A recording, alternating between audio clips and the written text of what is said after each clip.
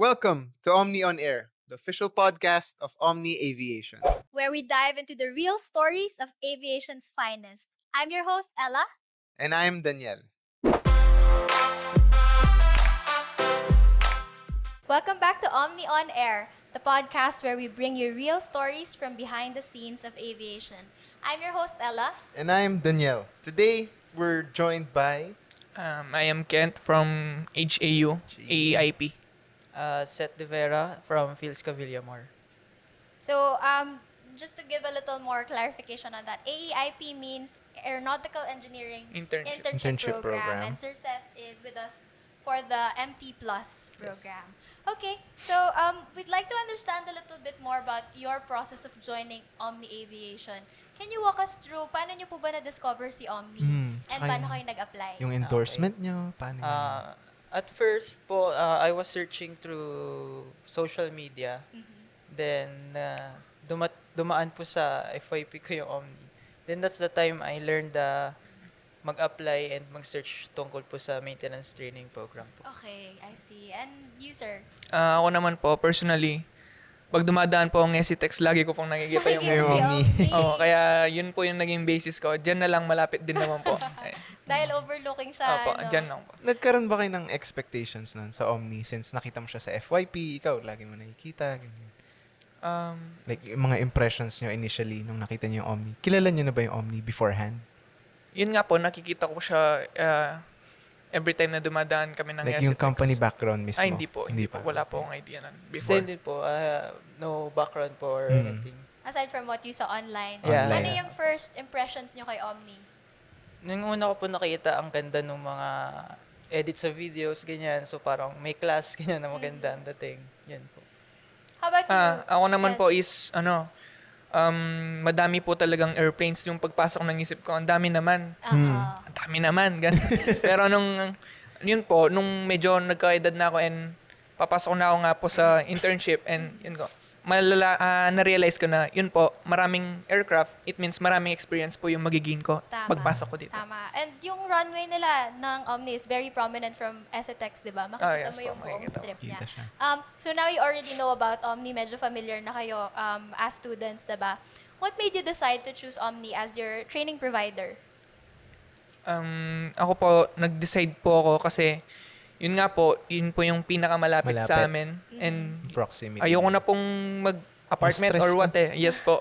Dagdag iisipin po if ever. Totoo yan. Yun po. Kaya yun po yung best choice sa akin. I see. Si Seth, you're based from Sa QC po. QC pa. QC. So talaga nag-travel ka pa Opo, para nag-travel. makapag-train sa Omni. Can you share with us why you chose Omni? Sa mga tiningnan ko po ng mga company sa Manila, sa Metro Okay. Manila, I think this is the best training Choice. center na Choice. nakita ko po. Nakakakilig naman. Opo. So, your program with us is Maintenance Training Plus. Maintenance training. Can you share ano yung program na yon? What does it teach the trainee? Actually, nako-cover niya po both line and base maintenance. Line and Okay. base. Opo, and ground schooling. Okay. Yun lang po talaga yun. So, na-discuss natin yung last episode, right? Line Yes, base and line ground and base. schooling and differences. On the side of Sir Kent naman, you're with us for the Aeronautical Engineering Internship Program. So, ito ay part ng curriculum nyo sa university. Yes Sa po, HAU. ma'am. And how long are you with Omni for? Nandito po kami for over 2 months po. Okay. And equivalent po nun is, I think, 420 hours po. 420 hours. And yung intent ay mas maka-experience ng hands-on ba? Yes po, ma'am. Okay. Hands-on. Kasi sa school po, may share ko lang po is more on designing po and Theoretical. yes, computer-aided drafting po yung mostly namin dun eh. Okay. Kaya mas gusto po namin yung kung ano po yung ginagawa namin or dinidesign talaga. is nahahawakan niya na I see. I hands-on see. po kami, ma'am. Okay, okay. And si Kent has been with us and you've experienced base Yes, ma'am. maintenance so far. So yun yung mas exposed ka so Yes. far in your training. Can you share with us ano yung day-to-day mo as a trainee experiencing base maintenance or training for base maintenance? Sa pagbe-base ko po, ma'am, ng maintenance po is madami na po. And ang pinakagusto ko po doon is yung recent na nangyari po. Yung bago po kami mag-switch is yung nag-resurface po kami ng intake, ma'am. Okay, medyo technical terms Resurface again. ng So, intake. resurface and intake, ano ibig sabihin yan? Yung intake po yun yung parang isa po siyang pipe na pagpasok ng hangin sa loob ng isang cylinder, ma'am. Okay. Combustion? Parang Yes po, ganun. combustion po. Okay. Yeah. And ang Nag-resurface po kami. pag-resurface ay? Resurface po is parang pagpa-flattened or yun po, resurface based sa name niya is parang ililiha, ma'am. Isa-sand natin yung surface niya. Anong purpose nun? What does it serve the aircraft To for? enclose the gap po, ma'am, to make sure na walang tatakas na or maglilik na mixture or air po, ma'am. Okay, Yes. I see. And, The more you and- know. Yes po. And base maintenance, ito yung napag-usapan last time, ito yung mga scheduled maintenance Yes naman po, on yes the po. ground. Okay. And what's your day-to-day like? So like pagdating nyo sa Omni, saan kayo dumidiretso? Ano yung hours? Where do you spend your time most? Siyempre, diretso po muna po tayo sa sa attendance, ma'am. Biometrics Tama, muna tama. po. Tama naman. Tapos po, yun po, yung usual doings namin doon, ma'am, is maglinis muna po talaga para clean yung area po natin Environment, bago yeah. po tayo gumawa Very ng mga things doon. And Yeah. yes, tas po, kapag po, yun, yung inspection and then yung mga troubleshootings po, mostly yun po yung yung mga non-routines po, yung nakaka-experience po namin is yung mga troubleshootings po mostly, ma'am. Okay, I see. So madami talagang routine na checks Yes and Bago troubleshooting. mag-start.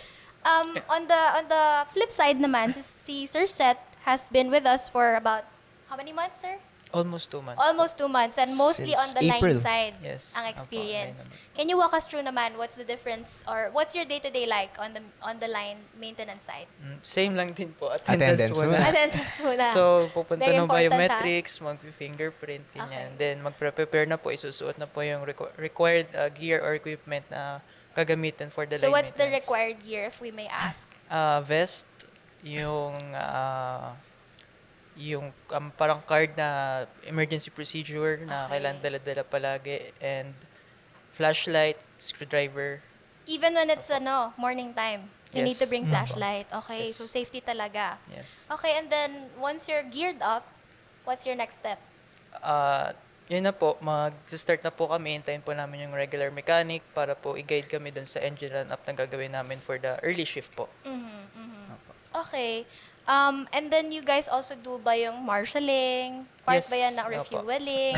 Opo. Okay, so can you walk us through ano ba yung process ng marshalling? Ano ba yung ginagawa kapag nag-marshal? Yung marshalling po, when the aircraft po landed, that's the time na magre-ready na po yung flight. Flight po kasi yung tawag namin ng bawat group na mag-handle po ng aircraft na nag-land.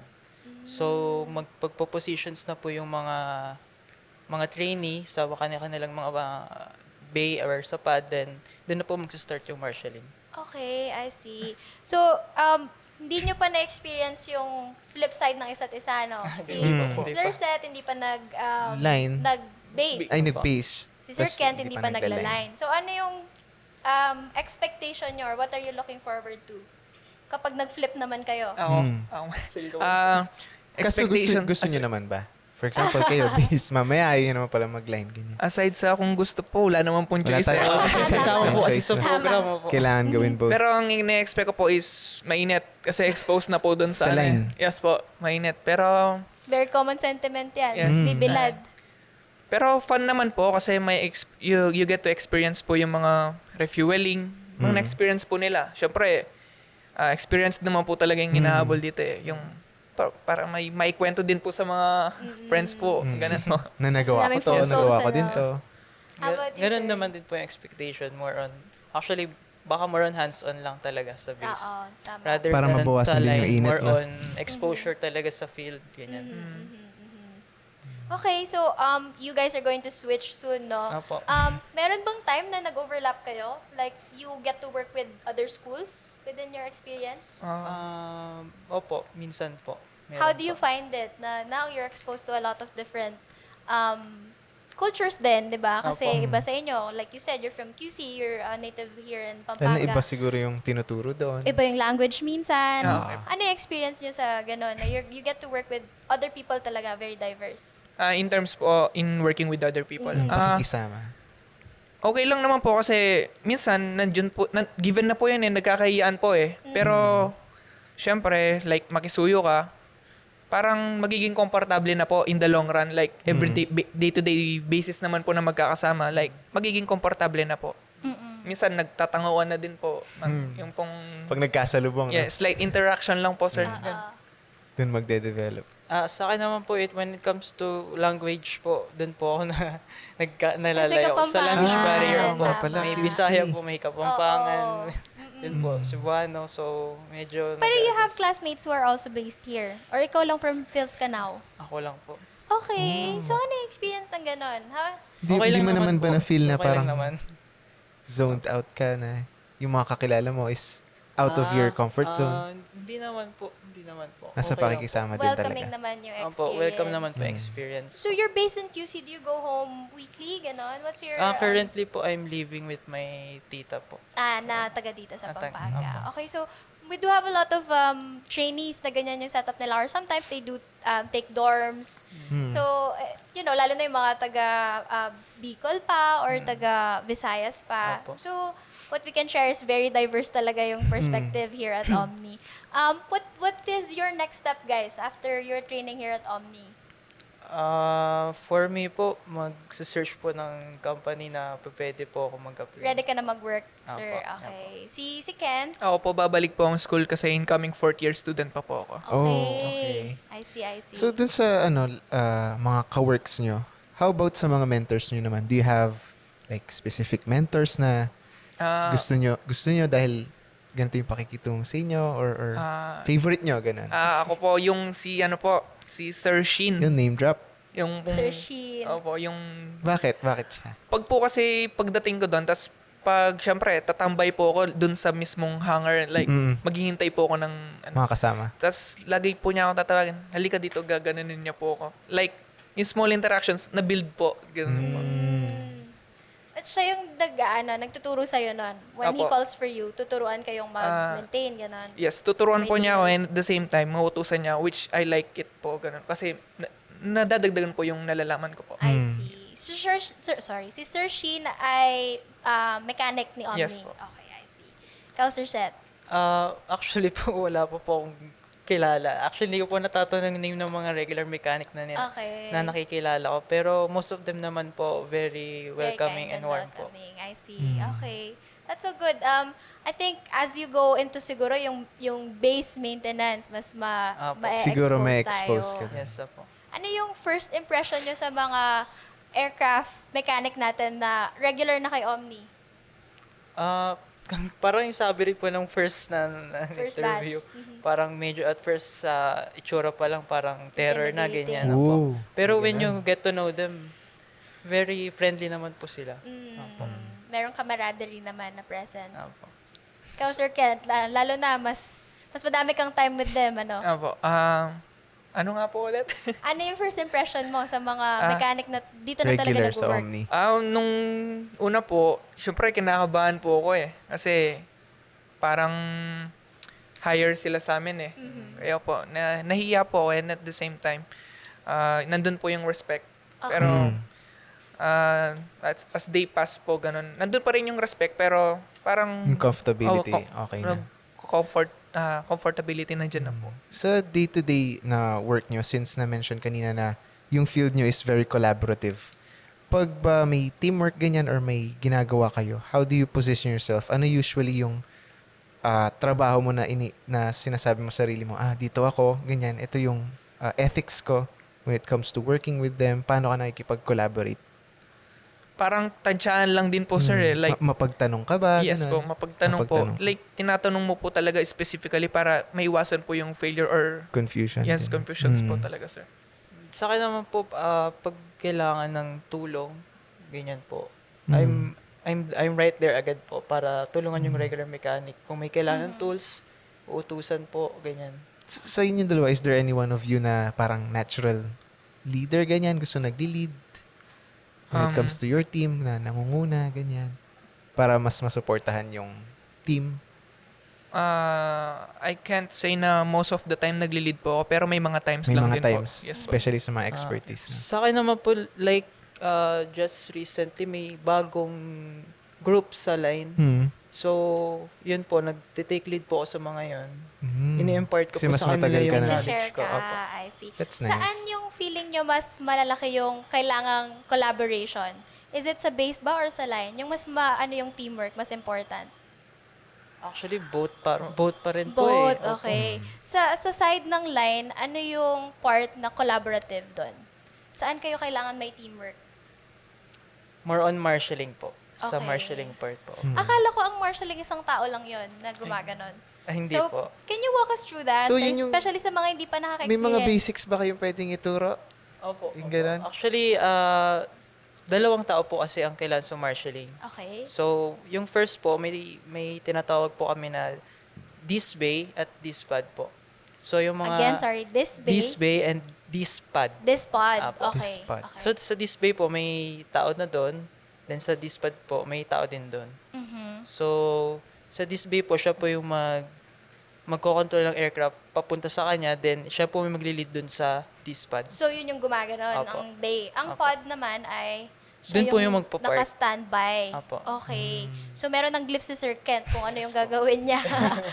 sa base side, ano yung kailangan ng teamwork? Yung madami kayong gumagawa sabay-sabay or paano ba siya? Ay, yan po, dapat standby po lagi yung mga tools nyo, like yung pin-provide po nila ng Omni po. Kasi, yun nga po, minsan, tatawag na lang po sila yung mga mechanics natin, tatawag na lang po ng mga OJT, like, kailangan po ng 4 na tao, ganyan po. Like, ready po dapat, kahit hindi mo sila kasama or hindi mo sila kakilala, dapat collaborative po yung gagawin nyo. So, in that instance na, for example, ang case ay pinatawag 4 na trainees, ano yung kailangan yung gawin? Nag-a-assist kayo in what sense? Ang kailangan po namin gawin nun, mostly po, kapag ganun na po yung time, instance pa, is kapag po magtotow mostly, ganun po. Okay. Kapag itutulak po namin yung aircraft, ma'am, yun, kailangan po ng ganitong amount ng tao. Manpower. Yes po, manpower.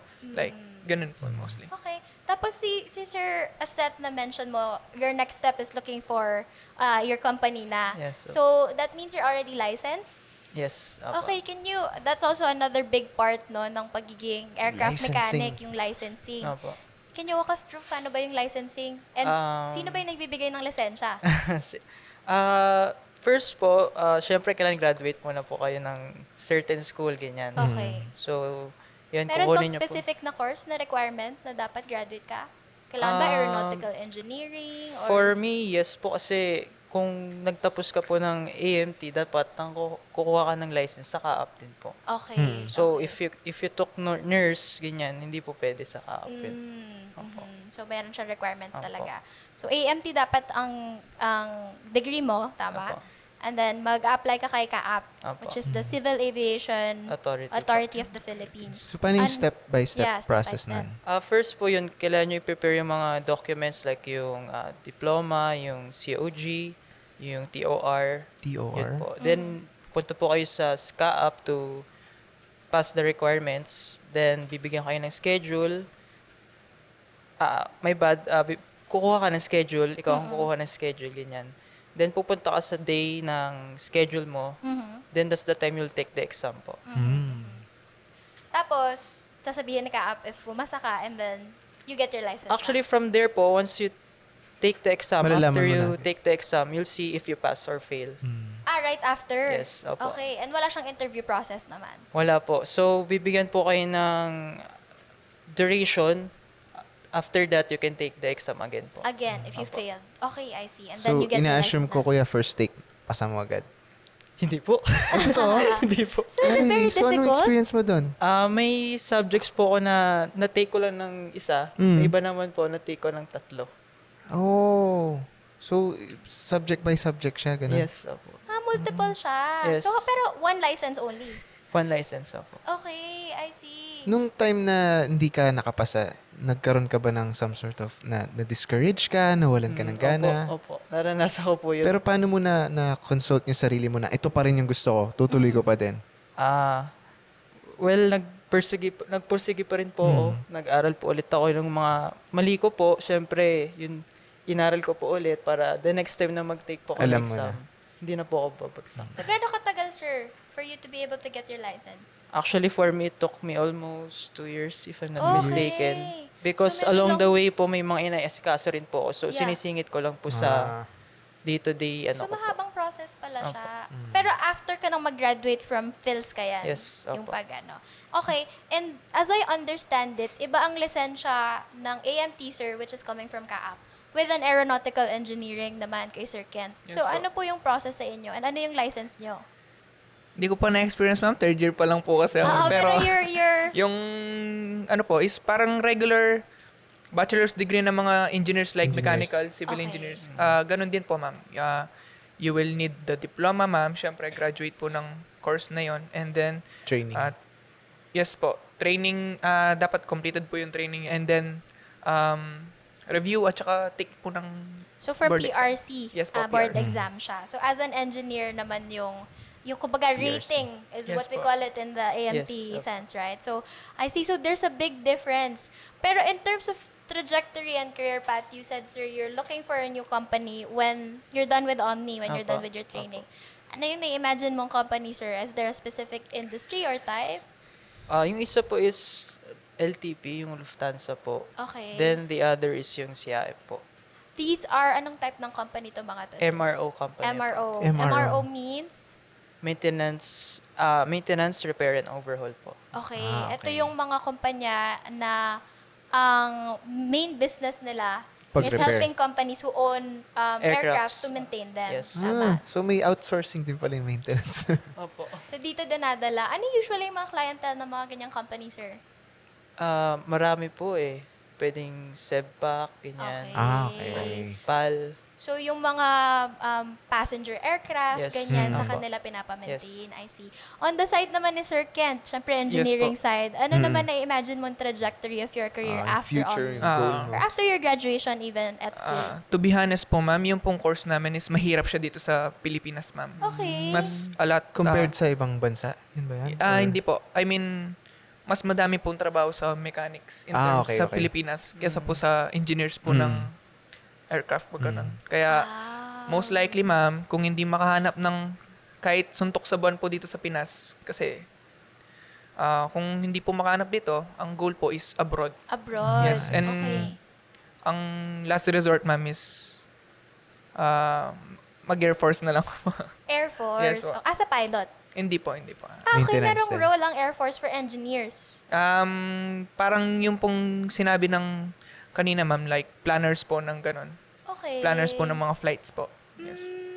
Okay. So, parang yung air traffic controller Yes po. type. Okay, I see. So, I think that's a great insight, no? Hindi natin masyadong napag-uusapan na meron palang distinction between engineers Engineers. and mechanics. So, engineers are more on the planning Planning. side.